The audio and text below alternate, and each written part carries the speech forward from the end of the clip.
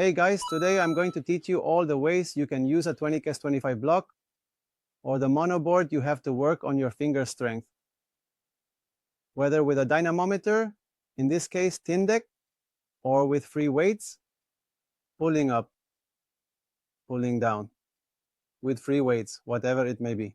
So stay here because you're going to learn all the possibilities you have to achieve, the maximum strength you want in your brow, as it should be.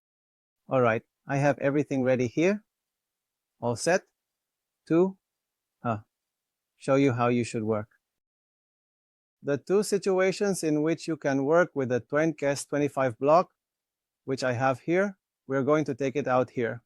We'll be pulling down or pulling up.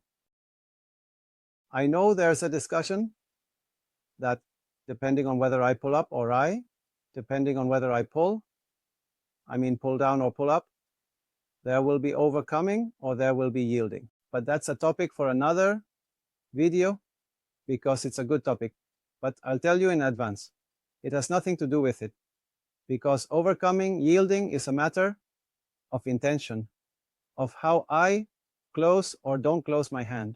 And it doesn't matter whether I pull down or pull up. If I pull down but with the intention of doing an overcoming, I will be doing an overcoming. If I pull down doing an eccentric isometric contraction, which I know there's a discussion about, I will be doing a yielding. And pulling up, it's the same. I can do an overcoming just as I can do a yielding, depending on the intention I put into my hand. So the idea that pulling down is a yielding and pulling up is an overcoming is not true, because it will depend on the intention you put into your hand. A short announcement. Finger strength and Tindeq course lasts 5 hours. Finger strength planning course lasts 7 hours. The videos are already recorded, so if you want them, you can buy and watch them immediately. And if you also want to train with me, just write to me on Instagram, whether it's for the Tindeq finger strength courses, finger strength planning, or if you want to train with me. Making this clarification, and knowing that I will not explain either overcoming or yielding, at this moment, let's start to see how you should set your block 2025 according to how you want to work, and I will tell you the advantages and also the drawbacks of each of these. What is most used, what is being used the most for this type of situation, both among some students I have and what appears on social media, is using it by pulling upwards. That is, as I say, on a platform. So the platform is simply, as the word suggests, a platform. In this case, guys, I already have 2 platforms because, of course, I have students and my own and everything else. And this is simply a board with a plate and some chains with small links, because it depends on whether the person is tall or short, where they need to place the link to be able to pull properly. Here I already have the board set up and I place my 2025 block. I have already set my Tindeq at the height I want, and the way one should pull is to ensure there is a block from your column. What does that mean? That your spine remains perfectly in the correct anatomical position, and I should pull with my legs. I should not pull to the side. I should not pull forward. I should not pull backward. Why? Because if not, I will end up damaging my lumbar spine, especially the lumbar spine. And if you already have lower back problems, believe me, it will be horrible. If you add to that the possibility of having a herniated disc, it's even worse. Therefore, if you are going to pull on a platform, you need to ensure that there is a situation where I pull upwards in a block. Do not pull forward. Do not pull backward. Do not move to the side, and do not lower the shoulder. This platform situation is what has become most trendy. Why? Because it's the famous no hangs, as it's called, meaning not to hang. But someone might Haha, there are some guys on other social networks who have told me, hey, but this isn't transferable. It's not like the scale. Yes, but again, I insist. Here, what we are looking for is a stable situation to strengthen muscles and send more signals from my central nervous system so that my forearm strength improves, and then take that back here to the scale. So it has nothing to do with it. We are not trying to find gestures equal to the scale. We are trying to strengthen a specific situation, itoi of my ego strength. Therefore, yes, one gains a lot of finger strength doing this type of exercise. But I have seen it, and it seems to me that there are some who do not give it the importance it should have, and it causes lumbago. And that is experience. It's not what I read in a book or whatever.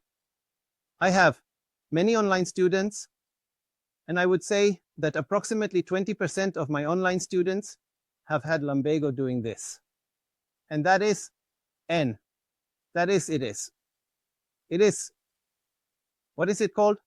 It is clinical, because always, everything one does has a cost. And I live that with experience. And it seems strange to me that other authors have not said it, because not only have I seen it in my student, but I have seen it in other people. And why? Because in people who don't lift much, let's say 20, 30 kilos as load work, it's 20 or 30 kilos that you are putting on your lumbar area. It's not much. All right, that's it.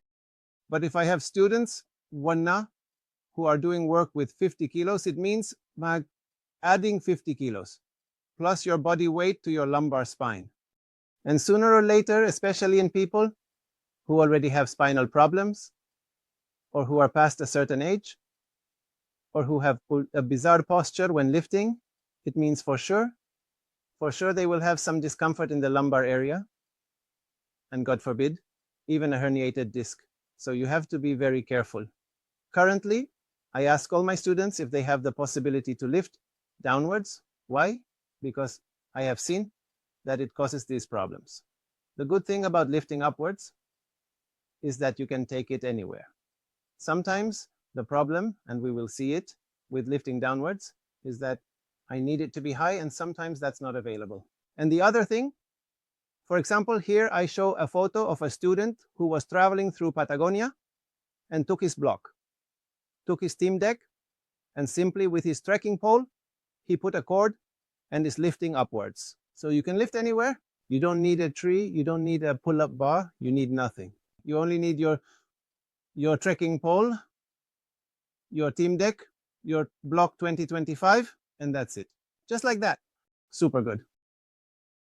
The other way you can make a platform, so to speak, if you don't have a Tindeq, but you do have your block 2025, the monkey or whatever it is to lift with free weights. And that has been very entertaining because in a way, the Tindeq gives you weights. So if you can add weights and lift it, it's practically the same. It's not the same, the Tindeq is much better. But just to make it clear, because I have some students who haven't had the chance to buy the Tindeq and have used free weights until they transitioned to the Tindeq and never went back to free weights. And free weights are practically the same.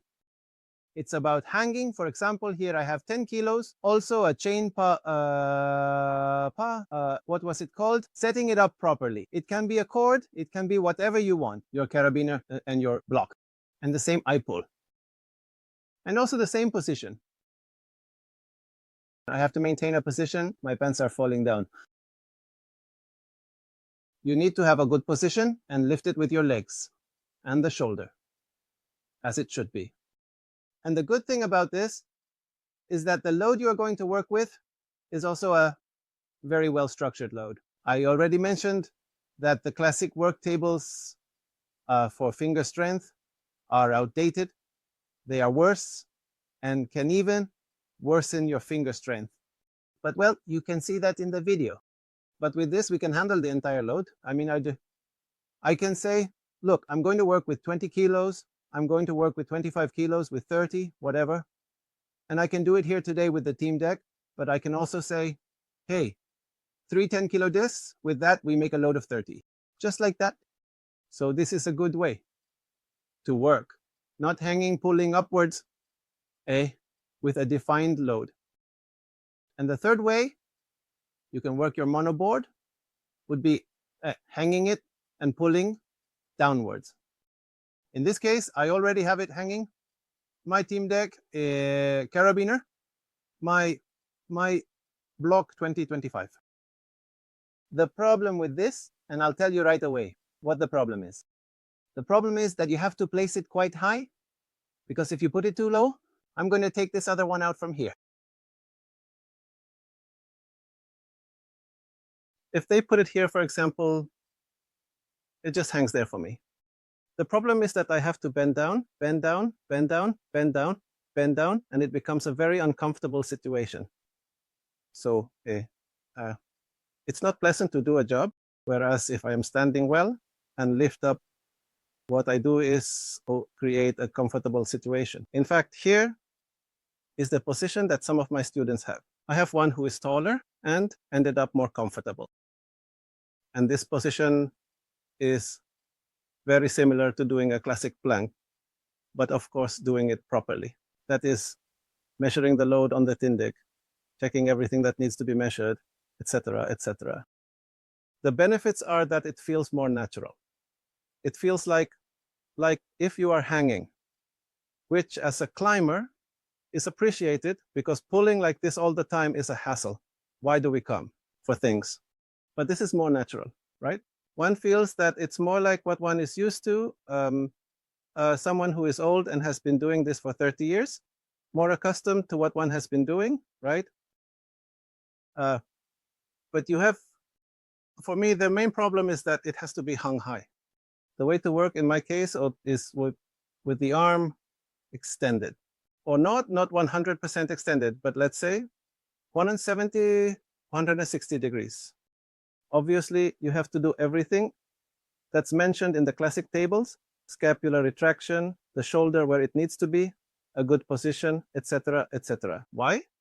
Because when one shoots on a platform, that's my dog. When one shoots bars on a platform, the lumbar area can get damaged. But when one shoots upwards, one can damage the shoulder. So these things always have a cost. So when you do it, everything you need to know, which is scapular retraction, the shoulder, everything where it needs to be, the arm not being 100% extended. I'm not doing it like that, because there are people who say you have to do it with the arm like this. And I'll tell you why not, because that came from studies where they try to isolate the muscle. But one thing is the study, and another is the clinical situation. Okay? The study wanted to demonstrate. It didn't want to show, but wanted to discover something, because it was a discovery study to show how things work. But it's different from real life. I always tell them, real life is not the same as the study. They are different things. And these studies help me to know certain things, but I don't have to apply it to real life. Not necessarily. It will help me understand real life, but I don't have to apply it. Yeah. The problem with the arm at 90 degrees is that it overloads the elbow a lot. It's like the same as when we are doing campus. People think that by doing campus, they will have hand injuries. And the truth is no, that campus causes elbow injuries. Why?